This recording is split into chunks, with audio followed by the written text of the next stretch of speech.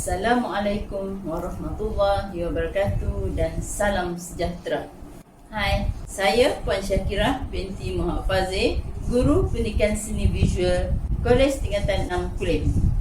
Okey, di sini saya ingin terangkan format untuk pendidikan seni visual STPM ya. Kodnya ialah 970. Seni visual terbahagi kepada 3 kertas. Kertas 1 dilaksanakan pada penggal 1. Ia melibatkan aspek teori. Manakala kertas 2 dilaksanakan pada penggal 2 iaitu praktikal ya. Dan kertas 3 dilaksanakan pada penggal 3.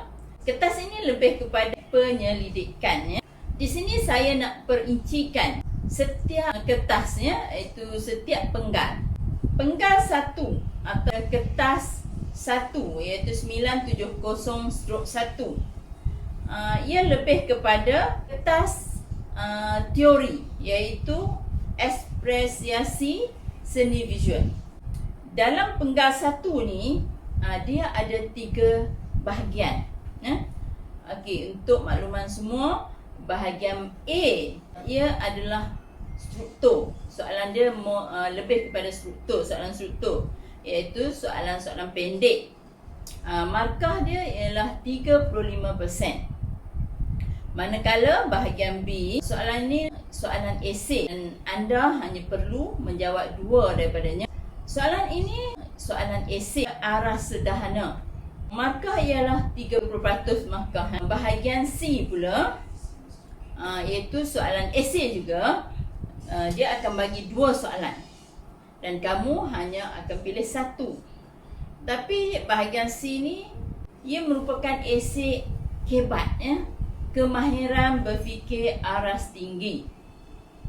Dan bahagian ini satu soalan kamu akan mendapat 15 markah. Soalan ini kamu akan jawab dalam masa 2 jam. Kertas ini calon diuji dari aspek pengetahuan, kefahaman, kebolehan aplikasi, menganalisis, menilai dan membuat cadangan ya. Kertas ni kamu perlu banyak pembacaan. Sekiranya kamu kurang pembacaan, saya rasa kamu tidak mampu untuk jawab kertas ni. Kita tengok soalan dia. Di sini saya bagi contoh soalan bahagian A, B dan C. Anda boleh tengok sendiri ya. Baiklah, kita pergi pula kepada penggal kedua. Penggal kedua ni merupakan ujian melukis ya. Dia terdiri daripada lukisan pengkaryaan dan lukisan perekaan. Lukisan pengkaryaan ni berformatkan setting ya. Kertas ini berasaskan pada setting yang disediakan. Calon diuji dengan kemahiran melukis mengikut permasalahan yang dikemukakan. Bahagian ini kamu perlu memikirkan pada komposisi, kesesuaian media dan teknik serta aplikasi asas nereka. Karya merupakan elemen penting dalam lukisan. Kertas ini atau penggal kedua ni kamu memerlukan fokus yang tinggi dan menghalusi setiap objek. Okey, dalam lukisan pengkaryaan ni biasanya kamu menggunakan pelbagai jenis pensel ya, iaitu 2B, 3B, 4B, 5B hingga 8B dan 9B pun ada, dan biasanya digalakkan menggunakan charcoal, pensel charcoal ya. Dalam kertas 2 ni juga soalan diberi sama ada pengkaryaan atau perekaan ya. Okey, sekiranya soalan ni soalan perekaan, kamu boleh tengok contoh hasil karya pengkaryaan senior kamu di sini ya. Sekarang kita fokus kepada lukisan perekaan. Lukisan perekaan ni lebih kepada gubahan idea. Biasanya soalan ini soalan kreatif, menjana, imitasi dan stilisasi yang sesuai. Kamu diberi subjek matter buah limau. Dari buah limau tu kamu mesti reka cipta atau menghasilkan mak yang diadaptasi daripada buah limau tu. Okey, di sini juga saya lampirkan contoh karya senior-senior kamu sebelum ini, ya. Dalam kertas 2 ni atau penggal 2 ni, masa yang diberikan kepada kamu ialah 3 jam. Manakala jumlah markah ialah 70%, ya. Dan wajaran dia ialah 35%. Jadi dalam paper 2 ni kamu kena pastikan kamu dapat skor A, ya. Di sini juga saya sertakan contoh karya potret, ya, yang telah senior-senior kamu hasilkan berdasarkan peniruan, ya. Okey. Kita pergi pula kepada kertas 3, iaitu penggal 3, ya. Dalam penggal 3 ni kamu dikendaki laksanakan kerja projek, iaitu projek kajian seni visual dikategorikan sebagai kerja khusus, ya. Projek ni dilaksanakan semasa sepanjang PDP penggal 3, ya. Wajaran dia hanya 25%, jumlah markah dia peratus dia ialah 100%, ya. Okey, kertas 3 ni bertujuan menguji kemahiran calon untuk menghasilkan karya seni, sama ada dalam bentuk pengkaryaan atau perekaan, lebih kepada artwork, ya. Penilaian dilihat berdasarkan kebolehan pelajar menghasilkan karya mengikut proses yang sesuai, melibatkan penyediaan cadangan pengkaryaan. Waktu cadangan pengkaryaan kamu perlu buat pembentangan, iaitu viva. Selepas viva kamu melaksanakan penghasilan kertas kerja, dan di waktu persembahan kamu perlu buat pembentangan kali yang kedua. Di situ kamu kena berhujah dengan audiens, ya. Saya sertakan contoh-contoh karya senior kamu dalam karya perekaan dan juga pengkaryaan. Dalam semester 3 ni kita perlu buat pameran, ya. Di sini saya sertakan dokumentasi perjalanan pameran pada tahun 2015. Pameran ni memang seronok, ya. Dia menguji ketahanan mental dan fizikal, di mana waktu laksanakan pameran dan melaksanakan hasil karya, kamu perlu ada komitmen di antara satu sama lain. Perlu ada emosi yang baik, perlu ada ketahanan mental, ya. Pameran ni adalah ending kepada pemarkahan kamu, di mana semasa pameran dan sepanjang tempoh penghasilan karya di semester 3 ini, disitulah markah akan diberi atau markah berjalan, ya. Kiranya kamu memilih pendidikan seni visual sebagai package kamu, universiti pilihan kamu selepas kamu tamat belajar, kamu dapat, pada saya rasa banyak pilihan, ya.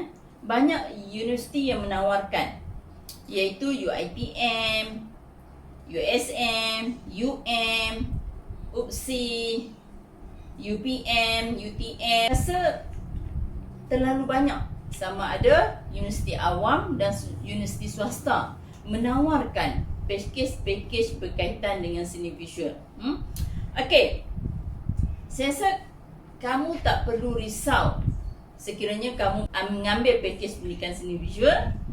Kamu rasa kamu tak ada universiti menawarkan kamu. Oh, tidak. Seni visual merupakan satu package yang bernilai, Okey. Apa-apa pun hanya kamu yang buat pemilihan. Kiranya kamu sudah tamat belajar, kamu memikirkan apa kursus pilihan kamu.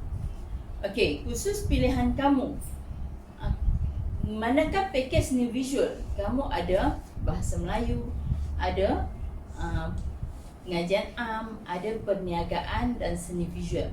Okey, untuk seni visual kamu banyak pilihan dia. Bila kamu ambil package seni visual, skop kamu luas, ya.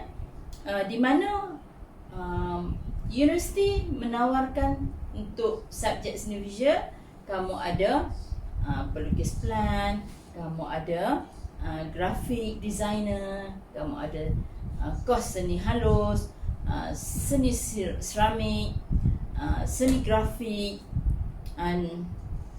seni reka fashion, kamu ada seni reka tekstil. Itu untuk seni visual. Manakala bahasa Melayu, kamu boleh ambil kos bahasa juga, melibatkan bahasa. Sebab pakej kamu ni ada bahasa. Kamu juga boleh fikir pakej perniagaan. Bila kamu ambil pakej seni visual, kamu tak terikat, tak terikat dengan kos di universiti ialah kos seni. Kamu tidak terikat, sebab kamu ada bahasa Melayu, ada perniagaan dan ada pengajian. Jadi skop kamu luas, skop kamu besar. Selepas kamu keluar universiti, kamu tak perlu risau. Untuk pakej ini, kerjaya kamu terbentang luas. Kamu boleh jadi cikgu, jadi pensyarah, arkitek. Kamu boleh jadi pereka tekstil, pereka kain tekstil. Kamu boleh jadi pereka hiasan wanita dan lelaki. Kamu boleh jadi pereka fashion. Kamu boleh freelance artis, pelukis bebas. Biasanya dalam bidang seni visual ni, kamu boleh mendapat keuntungan atau mencari wang dengan mudah, sekiranya kamu rajin. Di sini saya sertakan pilihan kerjaya kamu.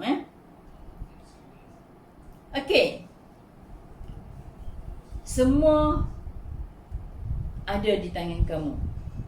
Semua pilihan terletak di tangan kamu. Semua kejayaan bermula dengan percubaan.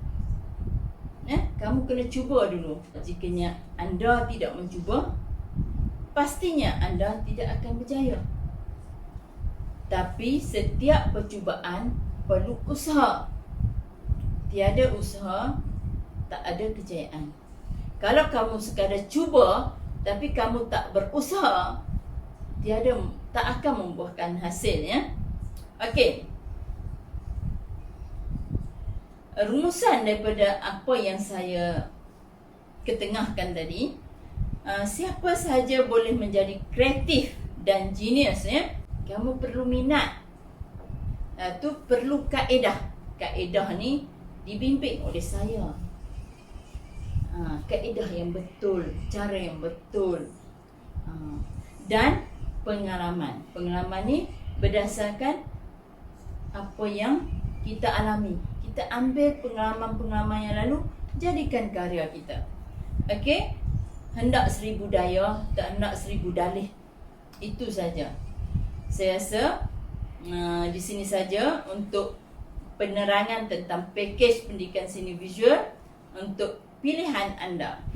Terima kasih.